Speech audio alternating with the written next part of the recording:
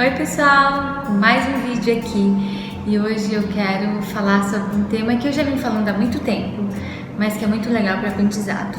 É para a gente poder usar quase todos os nossos 5 sentidos, para a gente realmente ensinar, para a gente realmente aprender. Na verdade isso parece óbvio, mas nem muita gente fala e talvez a gente não pare para pensar. A gente acaba fazendo, é uma coisa que a gente faz na prática, mas a gente acaba não parando para pensar. E quando a gente para pensar, você consegue raciocinar para englobar mais sentidos naquele aprendizado. O que eu estou querendo dizer com isso? Por exemplo, eu vou ensinar ao meu filho as frutas. Quais são os sentidos que eu posso usar para ensinar ele sobre as frutas? Claro, a visão, onde ele vai estar enxergando, e ao invés de ser uma figura de uma fruta, muito melhor se fosse uma fruta real, porque ele está pegando na fruta. Outro sentido. E se ele puder provar essa fruta? Maravilhoso ainda. Outro sentido. E se ele puder cheirar essa fruta? Perfeito. Além disso, eu vou pronunciar, ele vai ouvir o som, e se ele puder pronunciar de volta, completo.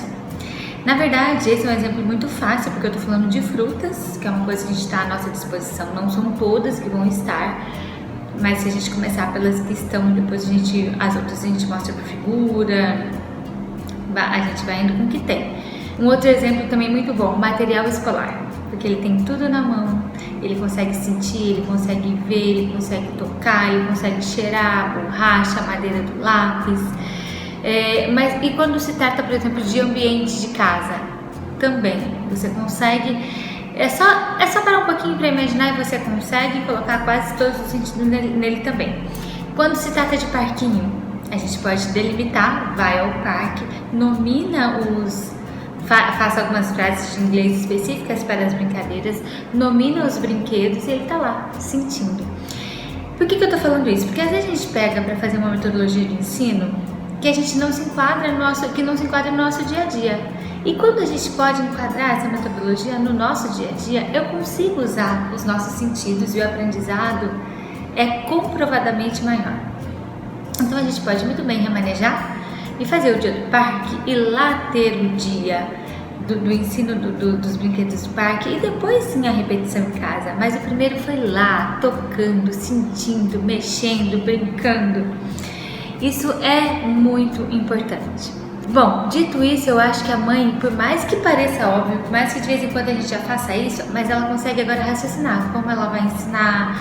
O primeiro aprendizado ela já programa de ir ao parque, ou ela pode ir ao shopping, fazer aquela programação dela e fazer o aprendizado daquilo, e depois fazer algumas coisas em casa com relação àquilo. Mas eu quero também explicar mais uma coisa que é muito importante, que é o sentido da visão, que a gente também pode exercitar isso de uma maneira muito mais eficaz quando a gente abaixa a altura do nosso filho e mostra a pronúncia exatamente como está sendo feito, falado na nossa boca. Curioso é que, mas será que esse sentido da visão vai conseguir só dele verificar como a gente fala essa palavra, isso vai ajudar ele?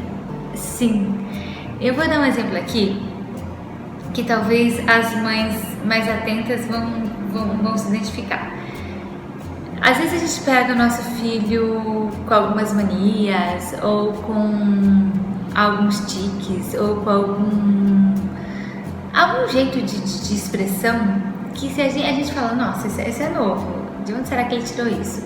E se a gente colocar bastante reparo, a gente vai ver que ou é de alguém da família bem próximo, ou de amiguinho do colégio, ou é do vô e da avó, e isso ele pega exatamente porque ele está observando aquilo naquela pessoa. E a observação de criança pequena, ela é periférica. A gente fala que a gente não entende como é que eles não têm olho atrás, porque eles pegam até o que a gente está fazendo de costas. Então, a observação dessa criança, que seja de meses até os 5 anos de idade, é muito grande. E ela realmente é uma esponja para tudo que ela observa. Então, quando realmente você abaixa no campo da visão dele e pronuncia a palavra em inglês, facilita muito para ele reproduzir essa fala. Isso eu peço para que seja feito com alguns sons do inglês que não tem no português, Ou até, enfim, esse é um exercício usado inclusive por fonoaudióloga, quando a criança está com dificuldade do R, ou troca uma sílaba pela outra. E talvez a gente não ponha muita fé nisso, mas realmente a observação da nossa movimentação, tanto de lábio, quanto de dente, quanto da língua, a criança assimila sim na visão e depois faz a repetição. Isso é um dos sentidos, que é a visão, mas acaba que a gente não para muito para pensar e só enxerga a visão como pegar algo na mão e estar enxergando, e não a visão de como é falado, a visão, por exemplo, de como é feito um exercício físico também.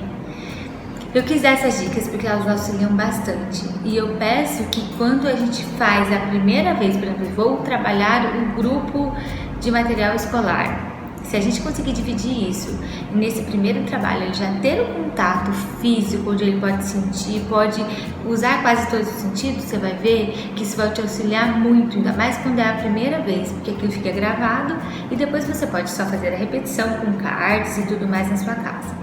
Essa era a dica de hoje, então não esqueçam de usar quase todos os sentidos que vocês têm à mão para dar um plus no aprendizado, facilitar e mais adiante, tá bom? Um beijo para vocês!